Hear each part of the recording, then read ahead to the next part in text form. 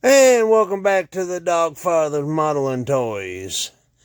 This is going to be my personal look at the sequel to the Planet of the Apes, Beneath the Planet of the Apes, and I'm going to also follow it up with Conquest and Battle. I would do the original one, but it's been done to death on YouTube. And Escape from the Planet of the Apes ain't really my favorite of the ape movies, so I decided to go with Beneath.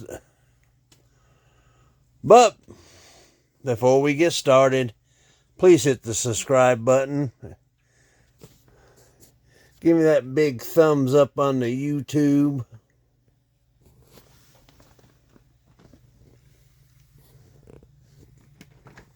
Hold on. Chewy. He goes, I ain't talking to you. If not for me, do it for him. He goes, yeah, do it for me. Maybe I'll get a hamburger. Okay. After the Planet of the Apes movie became a worldwide success, 20th Century Fox rushed into wanting to make a sequel. And so 3 years later, we got Beneath the Planet of the Apes. And that's after a bunch of name changes. It was supposed to have been Behind the Planet of the Apes, this of the Planet of the Apes. One story had the Planet of Men, where the humans revolted against the apes and treated them like animals. But we got this. And it did have some problems along the way. One being 20th Century Fox wanted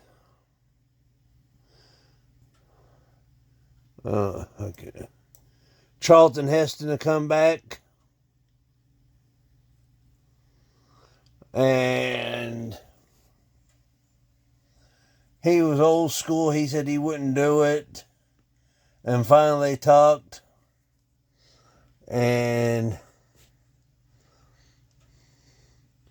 he agreed to do the movie on two things. One, Taylor dies. And two, his paycheck for the movie is donated to a charity. Oh, okay, hold on for a minute. Okay, I'm back.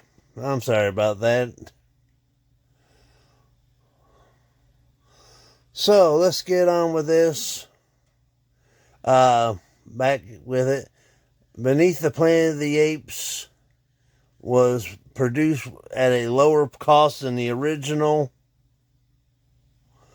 at $2.5 million, which for the 70s was a fortune, not compared to no one ever thought of making movies like they do now.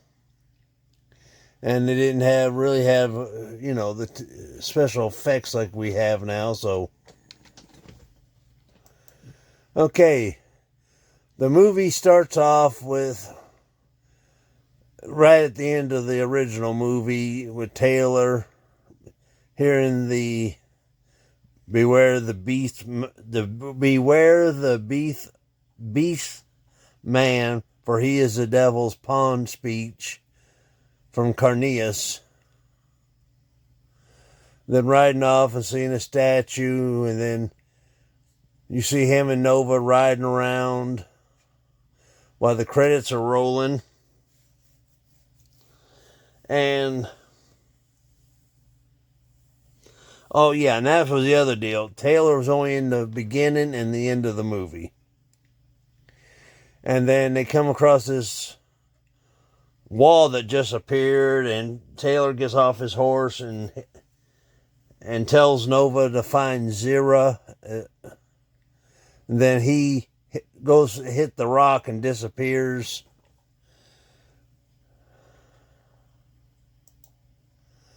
Then we got this scene from the spaceship from the original movie. This time it's crash landed on the surface. Okay, they got James Francisco. I think that's how you pronounce his name. He sort of looked like Taylor, I guess. That's why they used him. And he's the guy laying on the ground's the captain. And he's telling him that, the clock says they're like 2,000 years in the future. And he can't, he's dying, or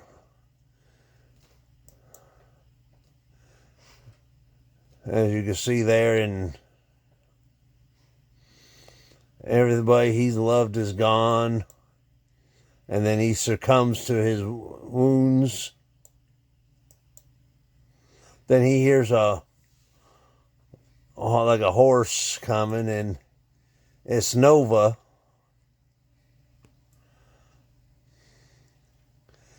And then he runs up to it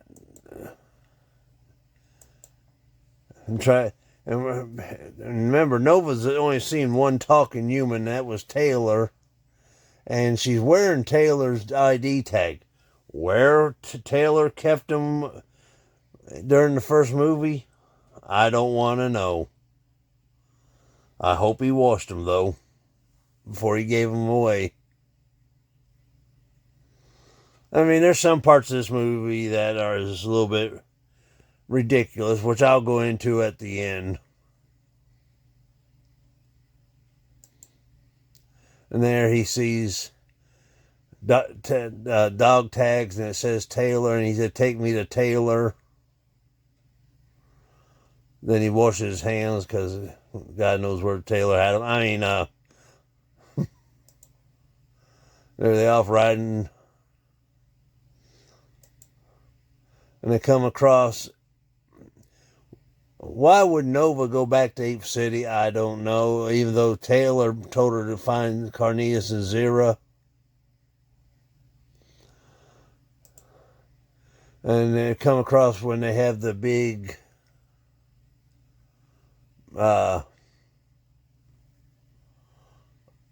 meeting where General Ursus, who was my favorite character in the movie, and as time went on, he's really gained a following for being only in one movie. But he's wanting to lead an army into the Forbidden Zone because some of his soldiers have gone missing, and one that did come back was mentally scarred.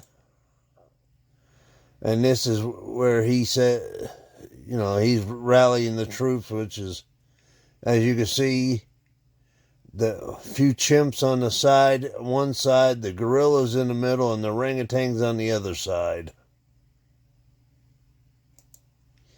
And Zazen's like, oh God, what have I gotten into now?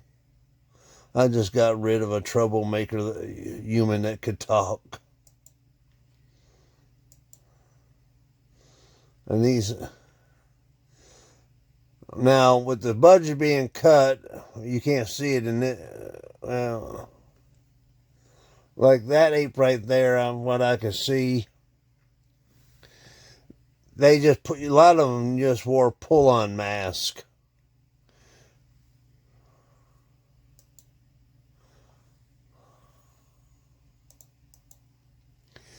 And this is where Ursus says the only good human is a dead human.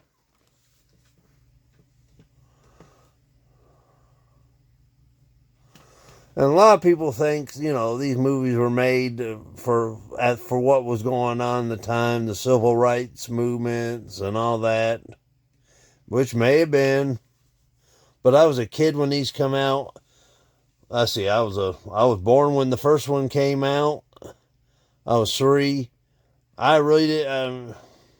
know what Planet of the Apes was until it came on television, and I really fell for it, hook, line, and sinker with all the movies. Even to this day, I'll watch the movie. I'll even watch Escape. I got them on Blu-ray. I wish they'd come to 4K. I got them on. I bought the complete set on Fandemonium, where you can, download movies. I got all 5, plus the Tim Burton ones, plus the remakes, or not remake, the new ones. Except for Kingdom, because Kingdom went out when they released that set on. It goes by different name, Voodoo, movie something, or Fandemonium, or something like that. Enough about that. But I watched these movies for 50 some years, and I'm not going to stop now. And there's Xerus and Carneus. I know he does not look the same because Ronnie McDowell couldn't commit to this movie, even though Carneus is like a 5 minutes role in this movie, because so they had to get another actor come in. He don't sound like Ronnie McDowell. He doesn't look like Ronnie McDowell's makeup. But we got him back for the other movies, so that's all that mattered. But they're really upset because of what's going on, or at least Zera is.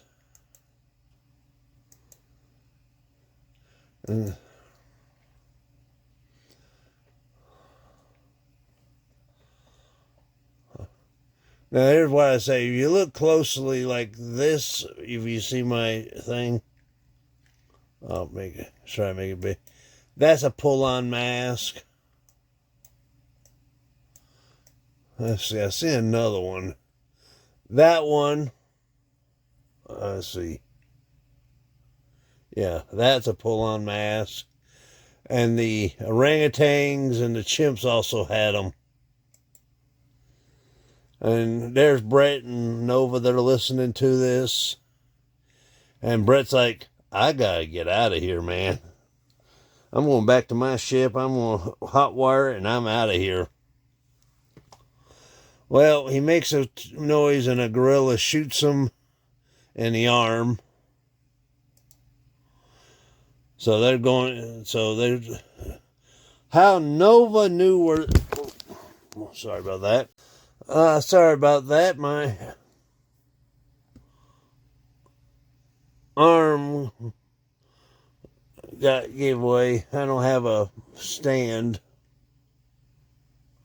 so I'll fix the picture there.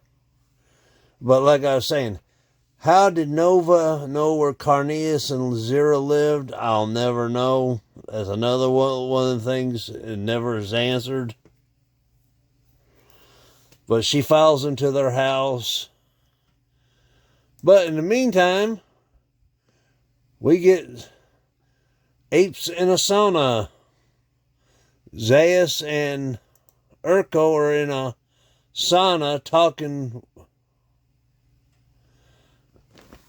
Oh, what a little child wants to see. A naked orangutan and gorilla in a steam room. Woo-hoo.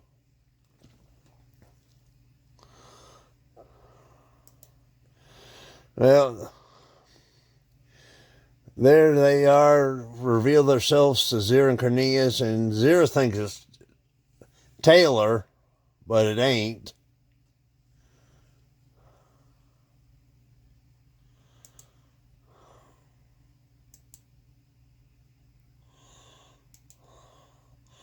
And he's grabbing what looks like a pear, while Zera cleans up his It was just like a flesh wound, grazed off his shoulder.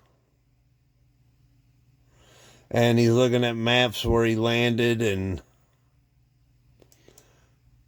course then they get a knock on the door, and there's Zeus, because Zera wouldn't stand up for Ursus, and saying he's going to go with Ursus into the Forbidden Zone, which is if you don't, the Forbidden Zone is like a no, you don't go there. Basically, it's New York City. And, of course, they have whatchamacallit, bandages where she was taking care of Brett. And she acts like Cornelius whacked her because she wouldn't stand up. And Zay's like, he didn't want to hear it. He said, no, he doesn't believe in that kind of violence. And he wants them to stay behind.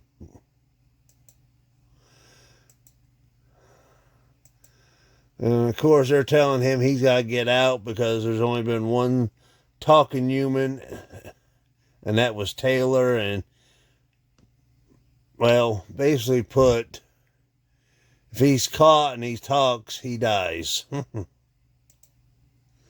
then she gives him human of the day clothes, rags. And they tried to escape, but the horse is killed, and they're recaptured and brought to Ape City, where Zera tries to get by their freedom by saying they're, unique specimens. But Ursus like, nah. I'm going to use them for target practice. That human in the background, look like he's wearing shades.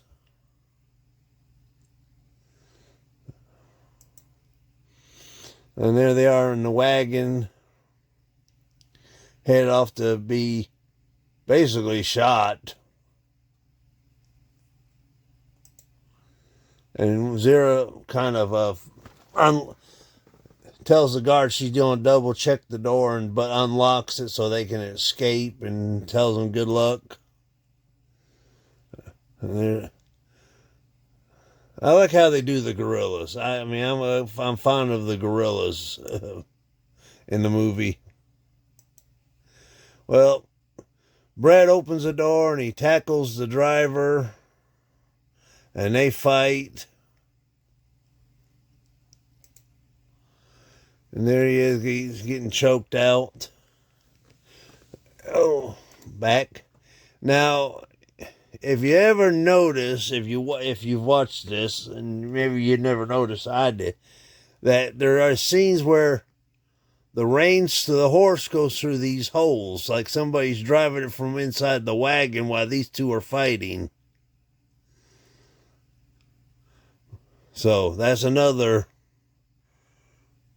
one I caught.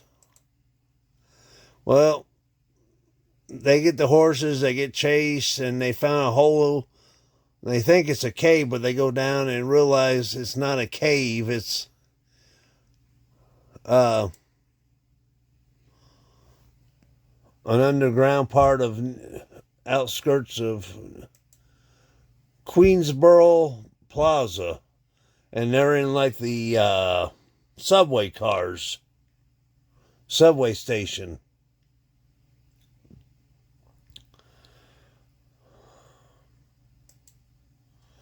And that's when Brett realizes, oh crap, I'm home. I'm on Earth. Well, they go exploring through these tunnels and this tunnel, and there they come across what's left of New York. There's the New York Public Library, which I think I read somewhere they took pictures and sliced them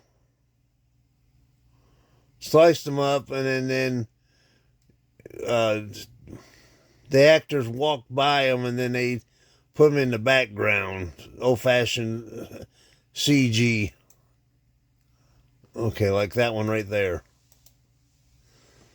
They took a knife and they just zigzag it, and because that's the New York Stock Exchange, and there's Brett and Nova. But that's interesting how they did that. What just took a picture, then sliced and diced it and made it look like it was ruined.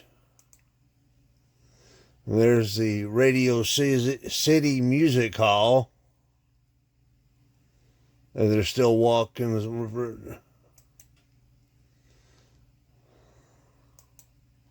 Then they come across another area, and this is the cathedral. I think it's St. Patrick's Cathedral. I'm not for sure.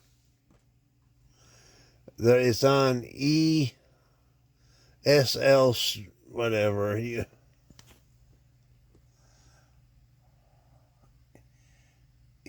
East 51, Miracle. Maybe that's a Miracle on 51 Street or whatever. But, they find this, and Brett goes in it,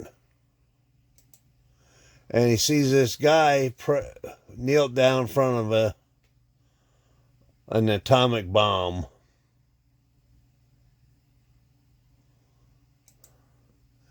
Then, when he realizes Brett's there,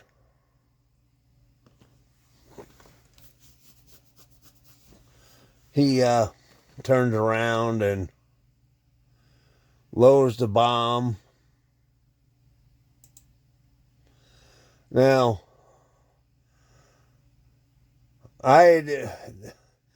this is, if you watch Sanford and Son, this is Julio. Fred Sanford's Puerto Rican neighbor, as he would put it, with the goat. I'm waiting for Fred to come out. You big dummy.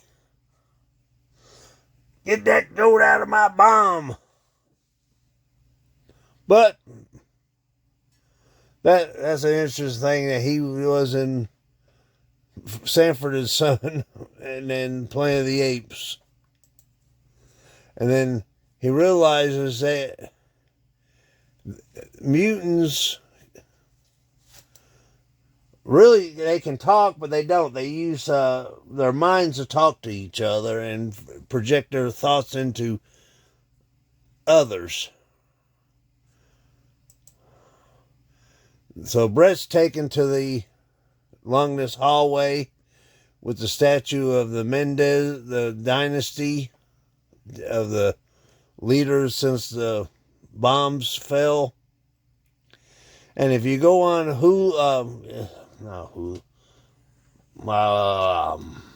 starts with a Y, Yahoo, they used to have a page there called the Planet of the Apes Archives, and they got a story for all the Mendezes, and everybody was in charge of the underground city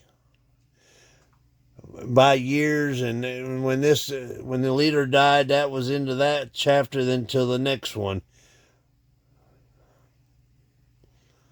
I'm gonna have to go back and download them again. And he's led into this little area.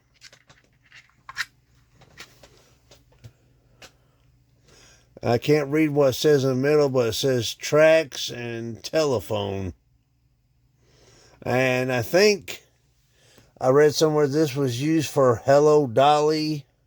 It got repurposed into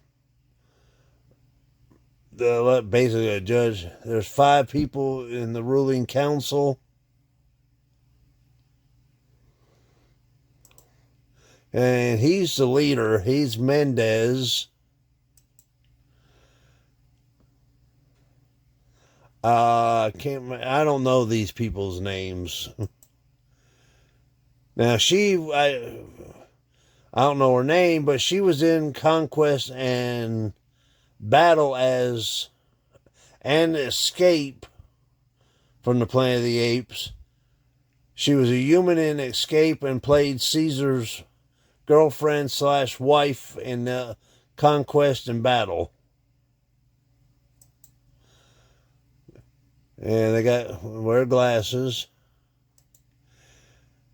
And then there's the fifth one.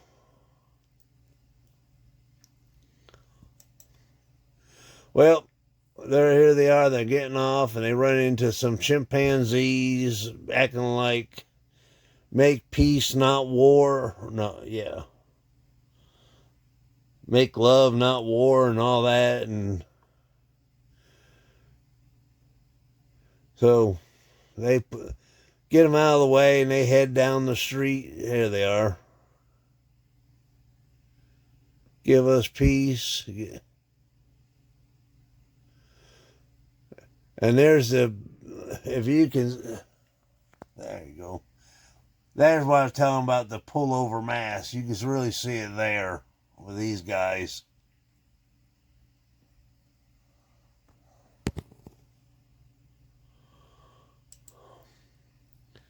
Oh yeah, I should have put this one ahead. But before they went on march, they went to the local priest and get the blessing from the preacher in the front of the lawgiver. And there's Cornelius and Caesar watching them go off to war. And then Ursus looking so proud and mighty as he heads off.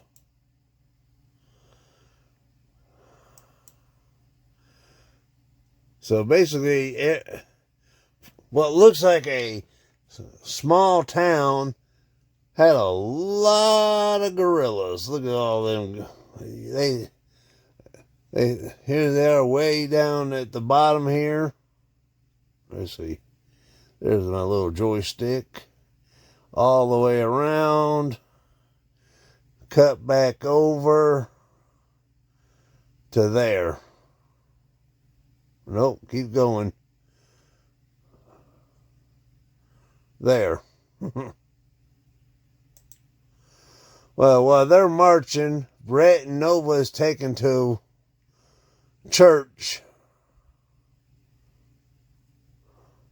Given some nice clean clothes. And there they are praying to the bomb. And then they said they reveal themselves upon their maker. Which you find out the mutants wear a rubber mask, and that's what they really look like over the years with the radiation.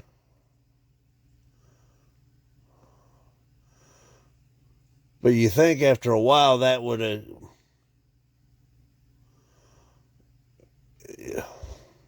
I don't know much about radiation, I'll admit that. But you think after 2,000 years, they look more human than that. But... And then they're singing, they're holding their mask so they can put them back on. Why they wear a mask for when they're in the privacy of the underworld, I don't know. Another thing, I guess it was easier. My thing is, where they're trying to cut cost. Okay, we'll make them look like this and put the mask back on them. Well, as the apes are getting closer to New York, they run across their lawgiver in a bunch of flames, and these looks like being crucified upside down are gorillas from General Ursa's army, and it looks like they're being burnt. And then there's Ursus in shock.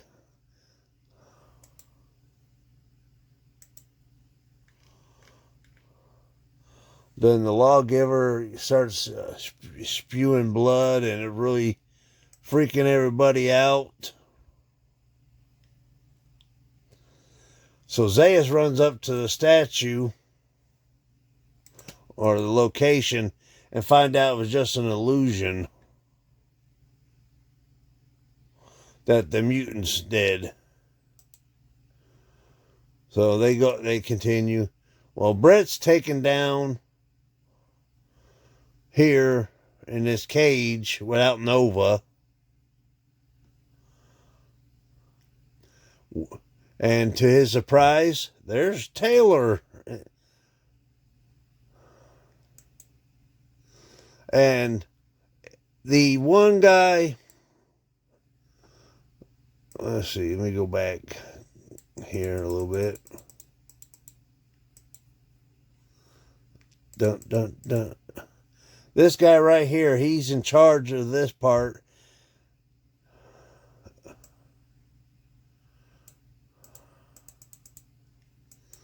And he tells them that they don't kill their enemies. They have their enemies kill themselves, kill each other.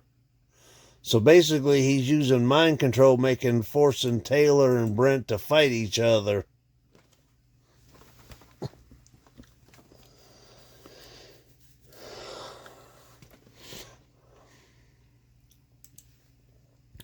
While this is going on, Nova hears what's going on, and she gets away from this guard. And she starts running around trying to find him. Okay, I should have... You see, he got his eyes closed like he's controlling them. And this guy here, he sends him off to help look for Nova here in a minute. Well, Nova runs up and she yells Taylor. For first time she's spoken. Well, when she does, it breaks the guy's concentration, and they kill him by the door. Even the door's got these spikes in it, and when they slam the door open, he's in between the door and the bars, so it kind of really crushes them. So here they are. The apes have arrived at New York.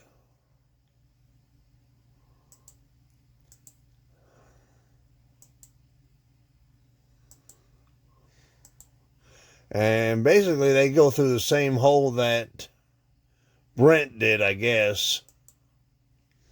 And they go down it, and there's Brent and Taylor trying to break out. And Brent's been wounded by Taylor.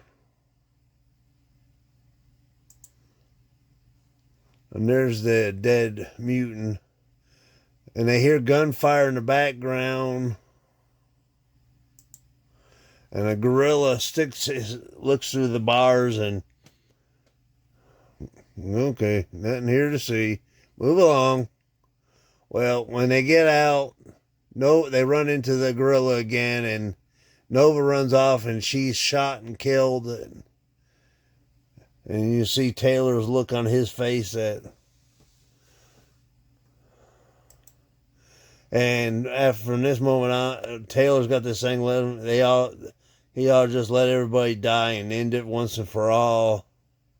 Because Taylor never had a really good look on human society.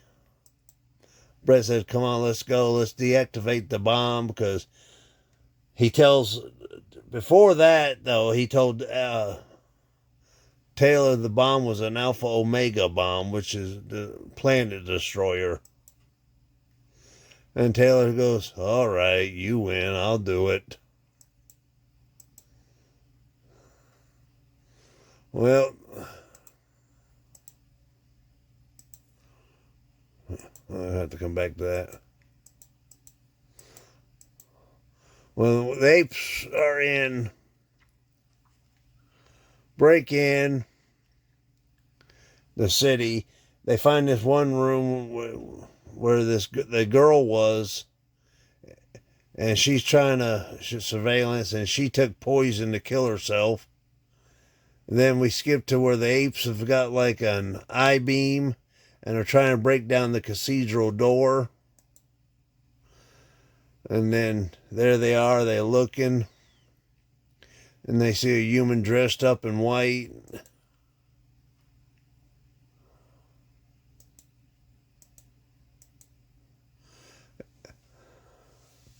And then he stands up and said, "This is the instrument of my God," and stuff like that. And basically, Ursus has him killed. So then they try to just pull down the bomb, because they don't know what it is.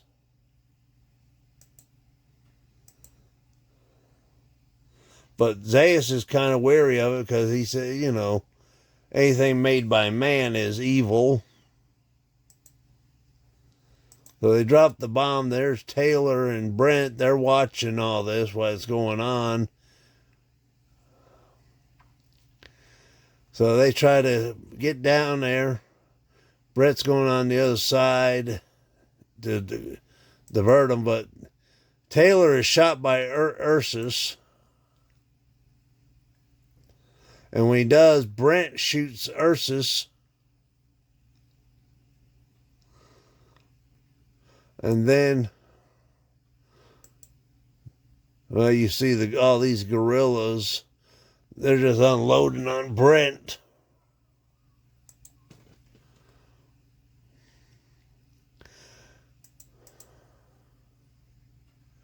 Yeah, I know, not a very good picture.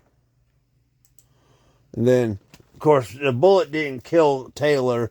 He asks Zeus for help. He says, it's doomsday, the end of the world. And Zeus says, he helped me. And of course, Zeus don't. And Taylor leaps over and hits the activation switch, and then you get this little thing from what sounds like Orson Welles. I think it is. And it says basically, in the one of the countless billions of galaxies in the universe lies a medium-sized star, and one of its satellites, green and innocent, is now dead. And that's how the movie ended. Talk about that in a minute. Okay, like I said, this movie came out in 1970 with a $2.5 million budget, and it came in at $19 million. Now, by today's standard, that'd be $160 million.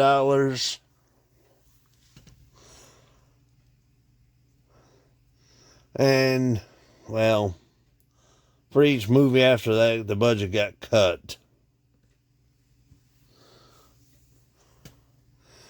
Now, this picture I saw, this is some of the designs they had for the mutants. And until we got, let's see, where's he at?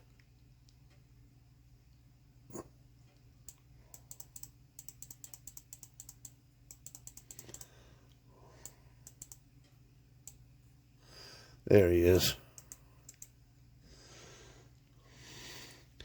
One of the director or special effects guy just happened to be looking away, a cheap way, because that look a little gross, some of them pictures. And this is basically what a human looks like in the Grey's Anatomy book. Not the TV show. The actual book.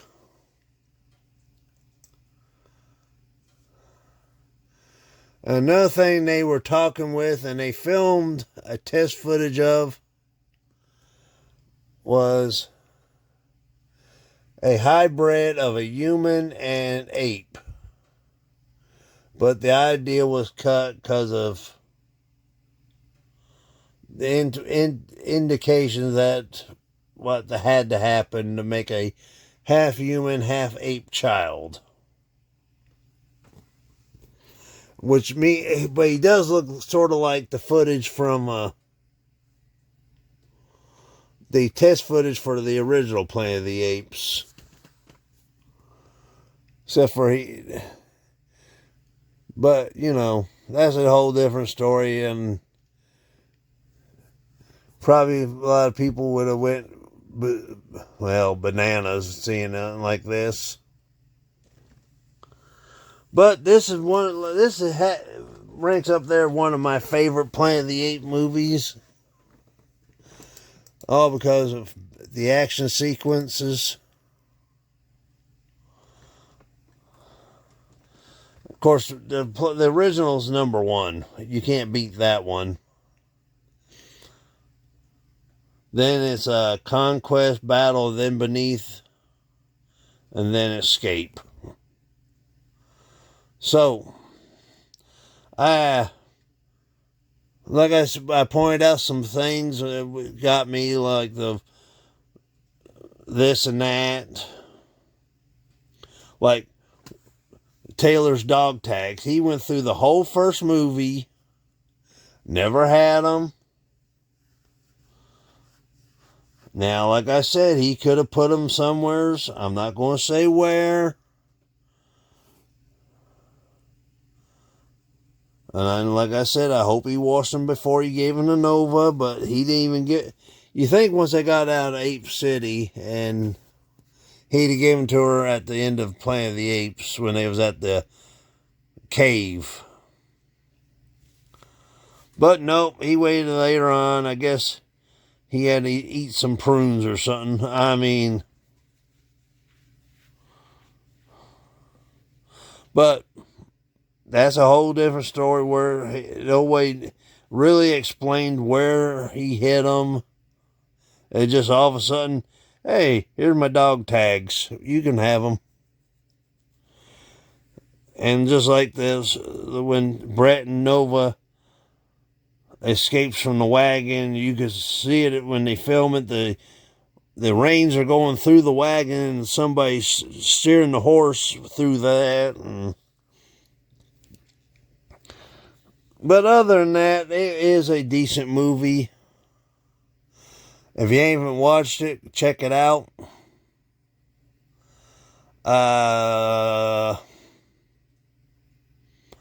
So, I'll be doing another part for Conquest and then Battle. Then I got another one planned. And we'll see how they go. And that's about it for tonight.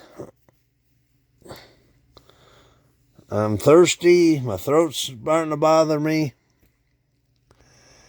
And I'm tired. And my hand's cramping up holding this phone. So, until the next video, I'll see you out there. Bye-bye.